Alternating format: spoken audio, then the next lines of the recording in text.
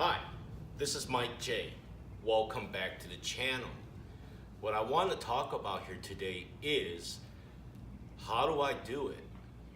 Have these fabulous cars here and really keep the same payment as what I used to have. Well, it's called down payment. Anytime that you buy a car, regardless if it's a Camaro, Corvette, Mustang GT, whatever, generally when you buy a car, you want to put down the most money as you can so you don't pay the interest when you finance the car. Nevertheless, in a lot of people's instances, it can't always be possible. So what do? As an ex-car salesman, okay, you finance the whole thing with no money down, and you're gonna have a big payment. Now granted that if your credit is good enough, yes, you can get it financed, and you can also get it financed at a very good rate if you got very good car credit. But then here it goes with this, I like to trade every year, I like to trade every 2 years, I like to trade very often. Well, that's where you run into a problem with negative equity when you trade a car in. Generally, when you buy a car, you want to put down as much money as you can, and for good starters, 12% is a good down payment. I would say 15 to 20% is the best down payment that's reasonable if you trade cars in every couple years. When I bought my Camaro SS, I put $13,000 down on the car. That's $41,000 MSRP. And when I bought the Corvette, of course, it was discounted to $45,000, and I put down $6,000 down plus the $2,000 equity that I had in the car.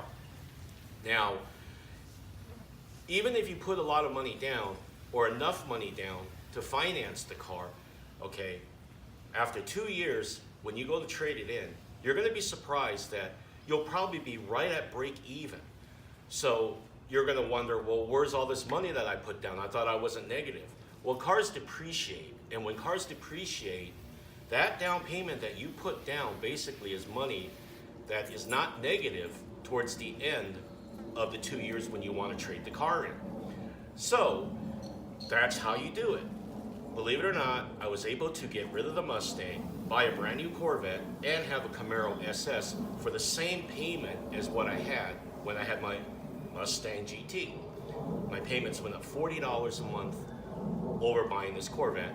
But then again, you got to remember, I put a good amount of down payment on the car. And another thing is you got to buy the car right. And what I mean by buying the car right is buying a car with a lot of discounts.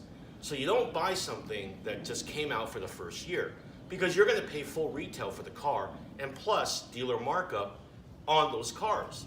Like the new 2020 Corvette C8 that's coming out, it's going to be full sticker. Or it could even have a dealer markup. The Shelby GT350. I think some of the dealerships are selling those at MSRP. Some are selling with markups. So it just depends on what type of car you're looking for, and try to buy at the end of the model year, okay? The Camaro SS I bought last year when the 19s were starting to come out, and I picked up an 18. Granted that the front end even looks better, but I got a lot of money knocked off this car. So right now, if I was to trade this car in, I won't be negative. And with the Corvette, of course, I bought recently, also at the year end. They're trying to clear out all the cars. In fact, this one is actually an 18, not a 19, because they couldn't sell it. So I got a hellacious deal on it, and that's how I ended up with a Corvette. But the thing is, you buy at the right time, generally towards the year-end model, where they're discounting a lot of these cars to get rid of them. And you put down a good amount of money down. So therefore, in 2 years, you can always trade out those cars without financing negative equity. Now, my 16 Mustang GT that I used to have, I had a pretty hefty payment on that because I didn't put any money down. And I had flipped 2 Mustangs from 2 years to 2 years, piling up negative equity on one car to the next into my old 16 Mustang. And that's why I ended up with those huge payments.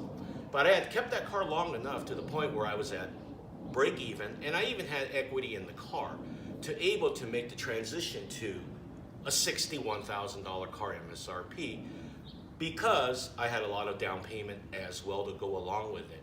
All cars depreciate, and even if people that pay cash for the cars, it still depreciate. It's just that you're not financing it and owing it to the bank, when you trade it in.